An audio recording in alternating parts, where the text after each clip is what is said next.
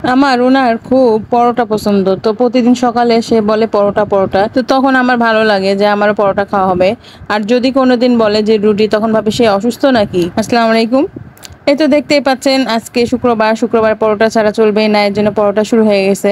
তো সকাল সকাল উঠে আমি তাকে জিজ্ঞেস করি যে কি খাবা, সে বলে যে রুটি কিংবা পরোটা যেটাই হোক বলুক না কেন বলে। তারপর যদি রুটি বলে তখন আমি বলি যে কি খাবা, মানে যতক্ষণ সে পরোটা মুখ দিয়ে না বলবে ততক্ষণ আমি তাকে জিজ্ঞেস করতে থাকি যে কি খাবা কি খাবা। সে যখন বলে যে পরোটা খাবো, তখন ভাবি যে যাক, এতক্ষণে পরোটা বলেছে তাহলে পরোটা খাওয়া হবে। কারণ আমারও মনে হয় যে আমি পরোটা খাবো, কিন্তু আমি বলতে পারি না। তখন বলবে যে তোমার জন্য আমার এই অবস্থা, কিংবা মোটা হয়ে গেছি, সে এরকম কথা বলবে। এভাবে আমি প্রতিদিন টেকনিক খাটি একটু পরোটা খেয়ে নেই। তারপরে যে দেখতে পাচ্ছেন আজকে এত রোদ, এত গরম পড়েছে শুক্রবার, তো ভাবলাম যে আজকে কিছু খাবো না, পোলাও আইটেম কোনো কিছু খাবো না। তো আজকে শুধু মাংস করব, আর হচ্ছে ফ্রিজে ডাল রান্না আছে, আর এই তো আমি হচ্ছে পটল ভাজিটা করিনি, তাহলে আমাদের দুপুরের খাবার হয়ে যাবে। যতই গরম পড়ুক না কেন, শুক্রবারে খাওয়া দাওয়া করতেই হবে, ভালো ভালো খেতে হবে, এটা একটা হচ্ছে কথা।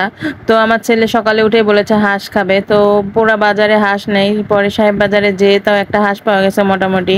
এই যে দেখতে পাচ্ছেন যে আমি মানে পেঁয়াজ কুড়িয়ে কুড়িয়ে রাখছি এখন, কারণ পেঁয়াজের যে দাম, আমার জামাই বলেছে হিসাব করে চলতে, তো আমি হিসাব করে চলছি। এই যে দেখুন, আমি এভাবে তাকে তেল খাওয়াই, সে তাও বলে যে আমি নাকি হিসাব করে চলি না। আসলে বাজারের অবস্থা যে এই কোনো কিছু কিনতে গেলে তখন মনে হয় যে কি থেকে কি খাবো না খাবো। এই যে তার মধ্যে আবার সে আবার চলে এসেছে সিঙ্গারা নিয়ে।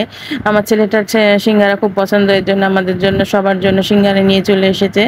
আর সে কিছু আম কিনেছিল, সেটাও হচ্ছে নিয়ে এসেছে। এই তো দেখতে পাচ্ছেন সিঙ্গারা খাচ্ছি আর কাজ করছি। শুক্রবারে তো কাজ করতেই হবে, ভালো মন্দ খেতে হলে কাজ করতে হবে।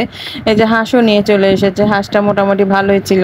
তো এই হাঁসটা আমি এখন পুড়িয়ে কেটে নিব। তো এটা আমি পুড়িয়ে কেটে নিয়েছি, তারপরে মাংস রান্না চাপিয়ে দিয়েছি। তারপরে আমার মনে হয়েছে যে ও ভিডিও করা লাগতো। তো ইদানিং আমার ব্রেনে কিছু থাকে না, মনে হয় যে সবকিছু ভুলেই যায়, রান্না করতেও এটা দিতে ভুলে যায়, ওটা দিতে ভুলে যায়। আমার ব্রেনের জন্য সবাই একটু দোয়া করবেন তো। এই তো হাঁস রান্নাটা কেমন হচ্ছে আপনারা জানাবেন। আর আমার মশলাও শেষ হয়ে গেছিল, এর জন্য আমি সবকিছু বের করে নিয়েছি, দিয়ে আমি একটু মশলাও করে নিচ্ছি। আগের এক ভিডিওতে আমি দেখিয়েছিলাম যে আমি আদা রসুন এভাবে কেটে ডিপে রেখে দেই, তারপরে নর্মাল হলে ব্র্যান্ড করে নেই। এই তো হাড়ি ভাঙা আম নিয়ে আসছিল, তো আমগুলো অনেক মিষ্টি ছিল।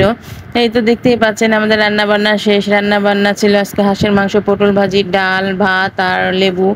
এগুলোই আমাদের খাবার ছিল আজকে। আচ্ছা, আপনারা কখন ডাল খান? আমি তো খাবার শেষে খাই। আমার মানে এটা দেখে অনেকে হাসে, কিন্তু মাংস, ভাত, মাছ যাই খাই না কেন, শেষে আমার ডাল দিয়ে ভাত খাওয়াই লাগবে। না খেলে মনে হয় যে কি যেন খাইনি এরকমটা মনে হয়। এই তো দেখতে পাচ্ছেন খাওয়া দাওয়া শেষ করে চলে এসেছি। তারপরে শুক্রবার 7 আপ না খেলে হয়, ছেলেটা বলছে 7 আপ খাবো, তারপরে এই যে 7 আপ খেয়ে নিচ্ছে। আর এই যে এদিকে জারিফ খুব দুষ্টুমি করছিল। জারিফ আজকে তার সাইকেলটাকে গাড়ি বানিয়ে দিয়েছে। এই যে দেখতেই পাচ্ছেন যে সে গাড়ি চালাচ্ছে, পায়ে ব্রেক দিচ্ছে আর উপর দিয়ে সাইকেল চালাচ্ছে। তাহলে ওর ব্রেনটা ডেভেলপ করছে মনে হচ্ছে। দিনে দিনে ছেলেটাও বড় হয়ে যাচ্ছে। আজকে শুক্রবার ছিল, সবাই মিলে আজকে দুপুরে ঘুমিয়ে গেছিলাম, অনেক দিন পরে দুপুরে ঘুমালাম। ঘুম থেকে উঠে দেখি সন্ধ্যা হয়ে গেছে, বিকালে আর ছাদে যাওয়া হয়নি। তো আমি এই বারান্দা দিয়ে আমি একটু ভিডিও করে নিলাম। সন্ধ্যার সময় তারা উঠে বলছে যে আমরা হচ্ছে রং চা খাবো। এই যে চা করে নিয়েছি, আর নোনটা বিস্কিট ছিল, সেই নোনটা বিস্কিটটাও নিয়ে নিয়েছি। আর হাড়িভাঙা আম তো নিয়ে আসছিল, সেটাও একটু কেটে দিয়েছিলাম তাদেরকে। তো হাড়িভাঙা আম খেয়ে দেখলাম আসলে অনেক মজা, অনেক মিষ্টি। অনেকেই জানেন না হয়তো যে হাড়িভাঙা আম কাঁচা অবস্থায় কাঁচা মিঠা আমের মতো একেবারে খেতে, অনেক মিষ্টি থাকে। তো যারা এখনো জানেন না তারা একটু কাঁচা অবস্থায় খেয়ে দেখবেন যে আসলে কাঁচা মিঠা আমের মতোই লাগে খেতে। তো আজকে এ পর্যন্ত, খোদা হাফেজ।